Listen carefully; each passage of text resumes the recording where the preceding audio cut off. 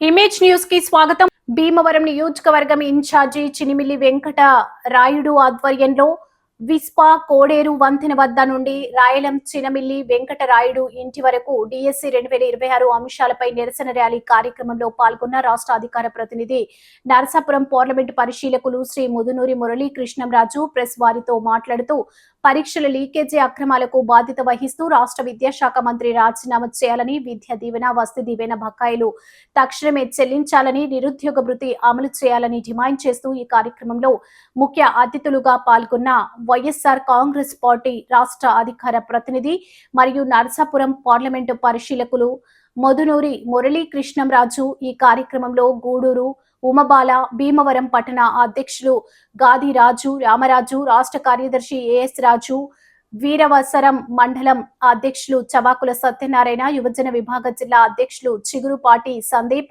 మండల అధ్యక్షులు, జెడ్పీటీసీలు, ఎంపీటీసీలు, సర్పంచ్లు, యువత మరియు స్టేట్ జిల్లా అనుబంధ విభాగ అధ్యక్షులు, ముఖ్య నాయకులు, కార్యకర్తలు పాల్గొన్నారు.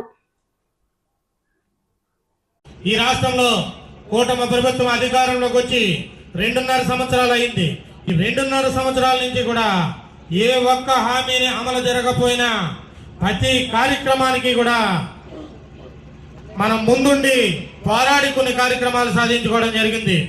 ఇప్పుడు చూసాం 20 లక్షల ఉద్యోగాలు ఇస్తా అని చెప్పింది కూటమి ప్రభుత్వంలో. యువతను మోసం చేసి ఓట్లు వేయించుకున్నటువంటి కూటమి ప్రభుత్వం ఏ ఒక్క హామీని అమలు జరపకపోయినా కనీసం విద్యార్థుల జీవితాలతో ఆడుకోవద్దు, యువతను మోసం చేయవద్దు. యువత ఎంతో కష్టపడ్డారు. అన్ని వర్గాల నుంచి కూడా పేదలు ఎంతో కష్టపడి మెరిట్ స్టూడెంట్లు ఉన్నా కూడా మీరు యువత జీవితాలతో ఆడుకోవద్దని చెప్పినా కూడా కేవలం 16,000 ఉద్యోగాలకే పరిమితమై ఆ 16,000 ఉద్యోగాల్లో కూడా అనేక అవకతవకలు, అనేక మోసాలు చేసి వందల కోట్ల రూపాయలు ముడుపు చెందే విధంగా కూడా కార్యక్రమాలు జరిగితే ఈ రాష్ట్రంలో ఆలోచన చేశారు జగన్మోహన్ రెడ్డి గారు. ఒక ప్రధాన ప్రతిపక్ష నాయకుడిగా మనం యువత తరపున పోరాడాలి, యువతకు అండగా ఉండాలి, యువతకు నష్టం జరిగినా కూడా ఎక్కడా ఒప్పుకోని విధంగా ఉండాలని ఆలోచన చేసి గత 3 రోజుల నుంచి శాంతియుతంగా రాష్ట్రంలో నిరసన నిరాహార దీక్షలు చేశాం. ఈ రోజు పెద్ద ఎత్తున ర్యాలీలు చేశాం. ఎన్ని చేసినా ఈ కూటమి ప్రభుత్వం సిగ్గుపడకుండా తిరిగి మన మీద పోలీసులు పంపడం, అడ్డుకోవడం ఏంటిది? ఈ రాష్ట్రం ఎక్కడికి పోతుందని కూడా అడుగుతా ఉన్నాం.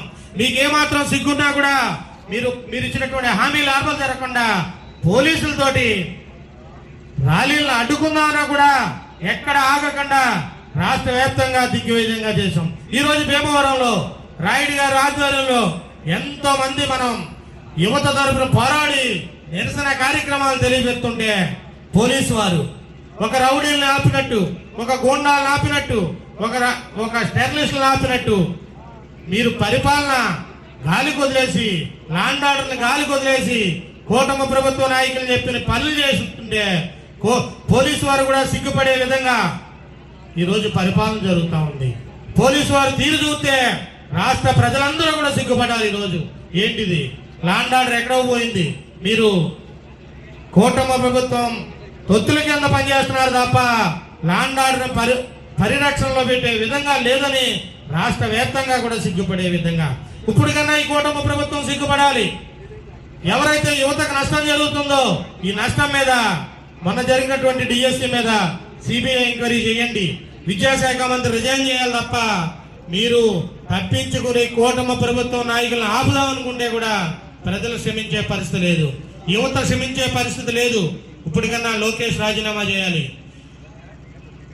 ఈ యువతకు న్యాయం జరగాలి తప్ప మీరు ఇలాంటి బెదిరింపులు బెదిరిస్తే కూడా కూటమి ప్రభుత్వానికి భయపడే పరిస్థితి లేదు.